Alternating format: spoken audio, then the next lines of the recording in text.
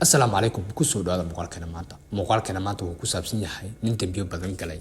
Maalin ayaa nin wejigiisa ulays iyo murgo ka muuqato u yimid rasuulka sallallahu alayhi wasallam. Wuxuu fadhiisay hortiisa isagoo madaxa hoos u riday, kadibna wuxuu yiri, rasuulkii Allow, dambiyo badan ayaan galay, qalbigaygu wuu midowday, ma jirtaa waddo aan ku badbaado? Saxaabadii fadhiday ayaa aamustay, indhahooda waxay ku dhaceen ninkii ooyaya.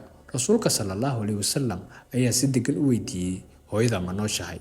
Ninkii ayaa madax kor u soo qaaday oo ku jawaabay, maya, rasuulkii Allow, way dhimatay. Markaas ayuu nabiga sallallahu alayhi wasallam ku yiri, habaryar ma nooshahay?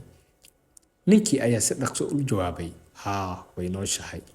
Rasuulka sallallahu alayhi wasallam ayaa markaas ku yiri, tag oo u naxariiso, daryeel oo u adeeg. Haddii aad taa samayso oo aad Alle u toobad keento, Ilaah dembiyada oo dhan wuu ku dhaafayaa.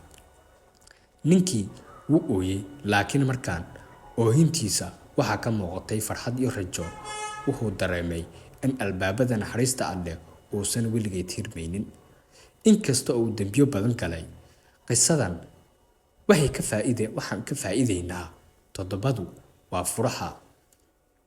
Qisadan waxaan ka faa'iideynaa towbadu waa furaha badbaadada. Qof kasta oo dambiyo badan galay wuxuu leeyahay fursad cusub.